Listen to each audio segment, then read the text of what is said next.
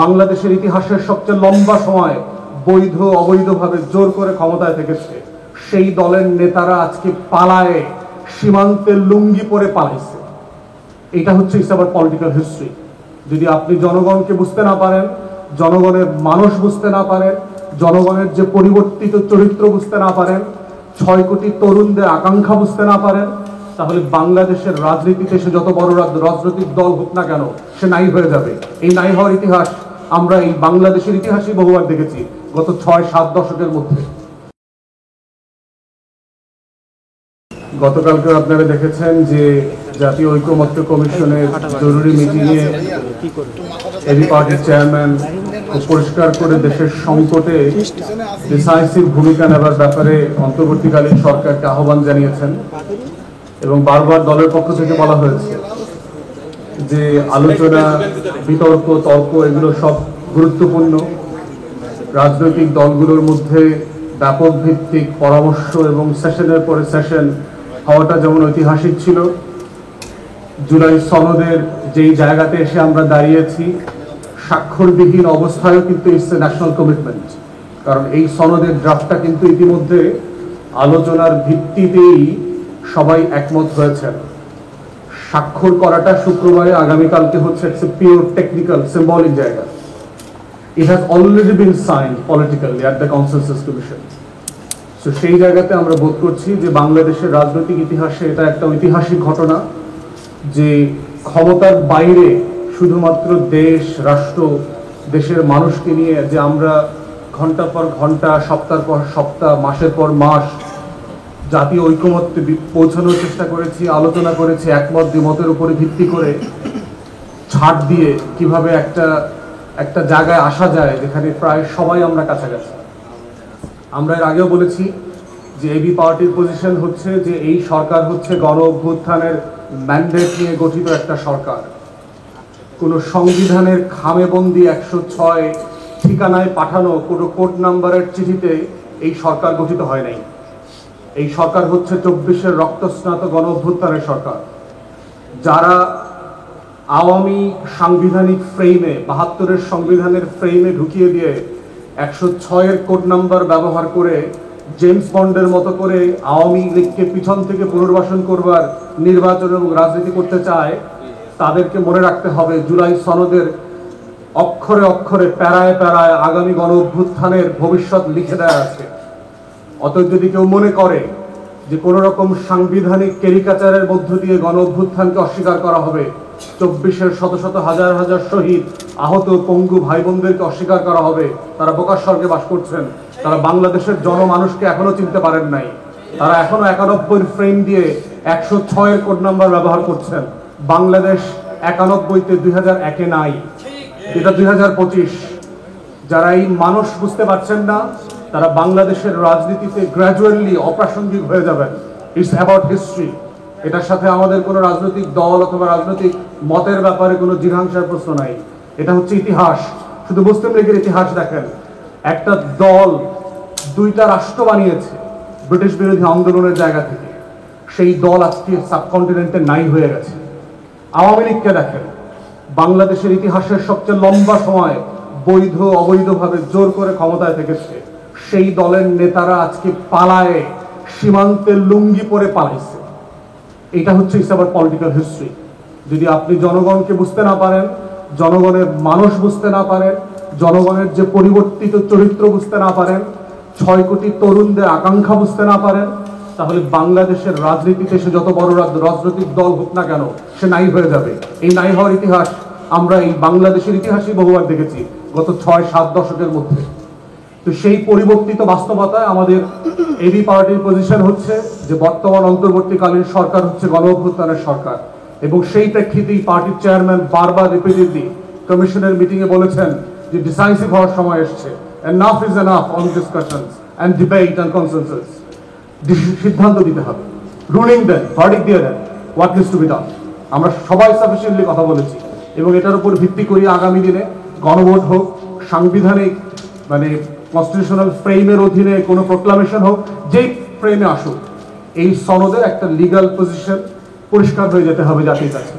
এবং তা না হলে যত দেরি এটাতে হবে তত বেশি হচ্ছে জাতীয় নির্বাচনের যে চ্যালেঞ্জগুলো আছে সেগুলো মোকাবেলা করার জন্য আমাদের জন্য ঝুঁকিপূর্ণ হয়ে যাবে। তো সেই বাস্তবতায় আমরা বোধ করছি যে একটা নতুন বন্দোবস্তের রাজনীতির আলাপ যারা আমরা তুলেছিলাম সেই জায়গা থেকে সময় এসছে যে একটা প্রসেসের মধ্য দিয়ে কিভাবে ক্যান্ডিডেট সিলেকশন করতে হয় এবং আমাদের ক্ষুদ্র জায়গা থেকে আমাদের প্রার্থী সিলেকশনের প্রসেস পার্টির চেয়ারম্যান ইতিমধ্যে বলেছেন আপনাদেরকে।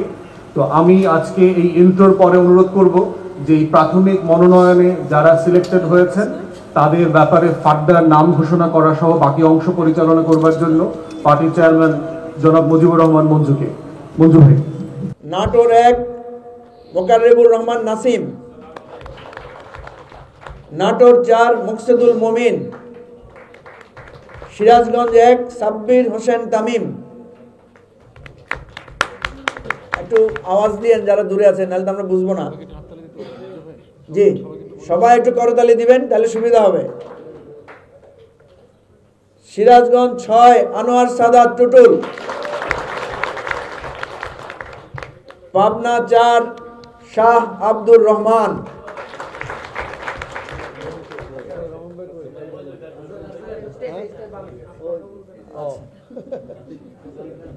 পাবনা 5 আব্দুল মজিদ মোল্লা, কুষ্টিয়া 4 ডাক্তার আবু বকর সিদ্দিক, চুয়াডাঙ্গা 1 আব্দুল্লাহ আল মামুন রানা,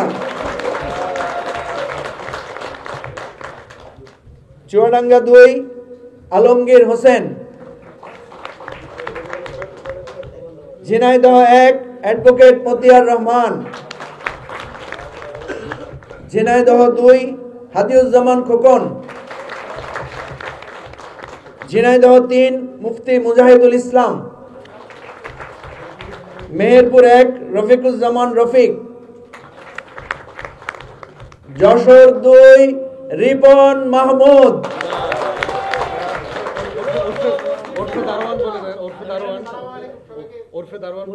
ওরফে দারোয়ান, সরি, যশোর 4 অধ্যক্ষ ইয়ামিনুর রহমান, যশোর 3 অধ্যক্ষ ইয়ামিনুর রহমান, যশোর 5 মোহাম্মদ হাবিবুর রহমান, যশোর 6 ব্যারিস্টার মাহমুদ হাসান, উনি দেশের বাইরে আছেন, মাগুরা 2 যুবনেতা Imran Nazir, Bagerhat 1 Aminul Islam FCA, Khulna 1 Mohammad Jasim Uddin, Khulna 5 Sheikh Masudul Alam, Satkhira 2 GM Salauddin Shakil, Satkhira 4 Sheikh Abid Hossain, Patuakhali 1 professor doctor major Abdul Wahab Minar, Barisal 3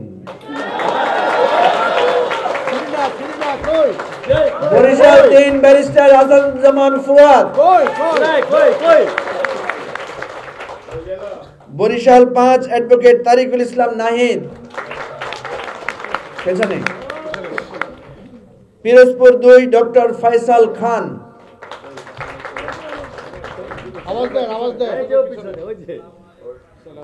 Jhalakathi 2 Sheikh Jamal Hossain, হাত ভাঙা, জামালপুর 3 ইঞ্জিনিয়ার লিপসন মিয়া, জামালপুর 4 অ্যাডভোকেট জাহিদ হাসান, জামালপুর 5 অ্যাডভোকেট সনোয়ার হোসেন, শেরপুর 2 মোহাম্মদ আব্দুল্লাহ বাদশাহ, Netrokona 2 doctor Abdul Mannan, Netrokona 5 Mahmudul Hasan Chowdhury, Manikganj 3 advocate Mohammad Rafiqul Islam Johnny. আওয়াজ দাও না কেন? ঢাকা 4 শাহাদাতুল্লাহ টুটুল। ঢাকা 5 আলহাজ হাফেজ কারি মাওলানা লুৎফুর রহমান আব্বাসী। ঢাকা 6 গাজী নাসির। ঢাকা 8 আব্দুল হালিম খোকন।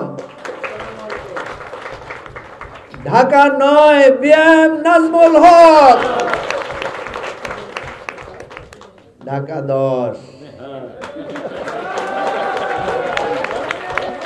10 ব্যারিস্টার নাসরিন সুলতানা মিলি। ঢাকা 11 জনাব মাহবুব শামীম। ঢাকা 12 এবিএম খালিদ হাসান। ঢাকা 14 মোহাম্মদ মনিরুজ্জামান। ঢাকা 16 সেলিম খান। ঢাকা 17 ফারাহ নাজ সত্তার। ঢাকা 18 আব্দুল হালিম নান্নু। ওই আওয়াজ নাই, দেখা যায় না। ঢাকা 20 লেফটেন্যান্ট কর্নেল অবসরপ্রাপ্ত হেলাল উদ্দিন আহমেদ।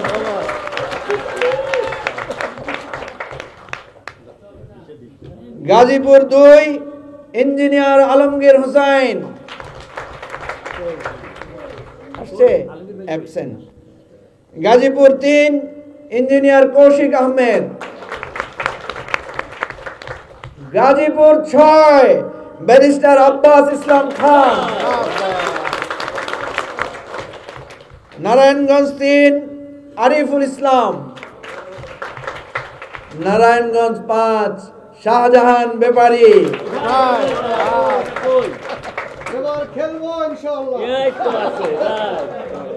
আমাদের সবচেয়ে তরুণ প্রার্থী গোপালগঞ্জ 1 মোহাম্মদ প্রিন্স।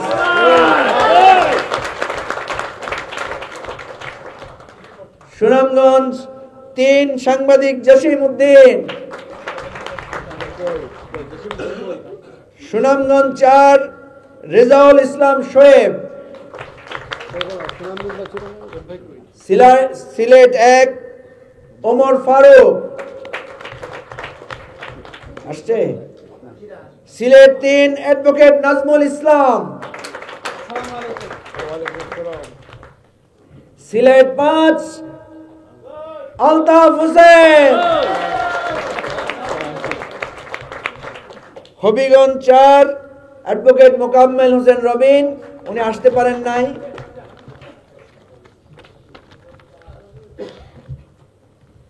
কুমিল্লা 1 শফিউল আলম বাশার।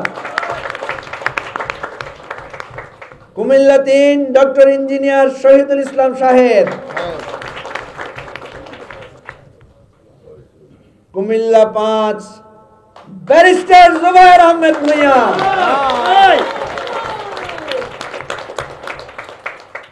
কুমিল্লা 6 মিয়া মোহাম্মদ তৌফিক। চাঁদপুর 2 রাশিদা আক্তার মিতু।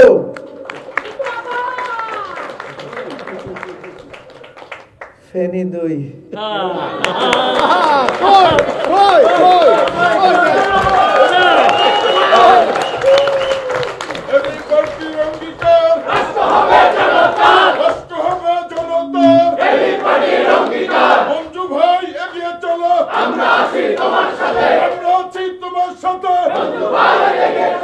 কুমিল্লা 10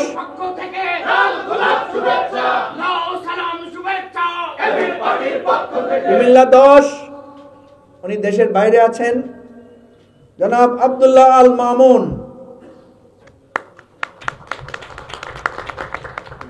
আছে ছবি? জি আছে আছে। এই যে আগেরটা পরে, হ্যাঁ একটু করতালি হবে। নোয়াখালী 3 হাকিম মোহাম্মদ মাহফুজুর রহমান। Thank you. লক্ষ্মীপুর 1 আনোয়ার হোসেন ফারুক। লক্ষ্মীপুর 2 কেফায়েত হোসেন তানভীর। লক্ষ্মীপুর 4 আরেক তরুণ প্রার্থী মিয়া আরিফ সুলতান।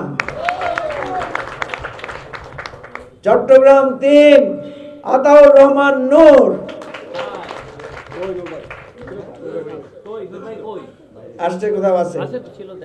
চট্টগ্রাম 5 লেফটেন্যান্ট কর্নেল অবসরপ্রাপ্ত দিদারুল আলম।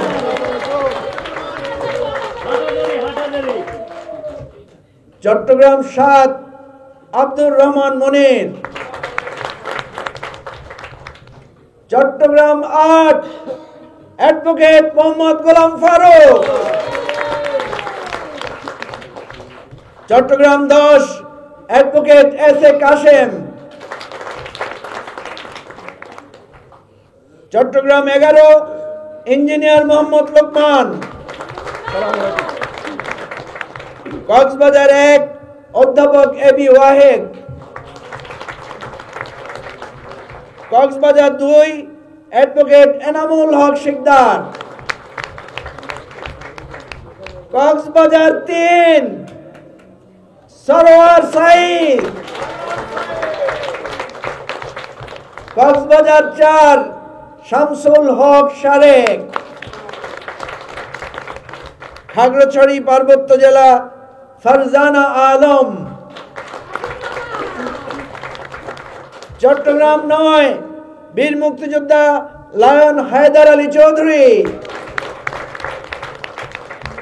রংপুর 6 জনাব সাদেকুল ইসলাম। changeTV.press এক ফোঁটা হলুদ নেই।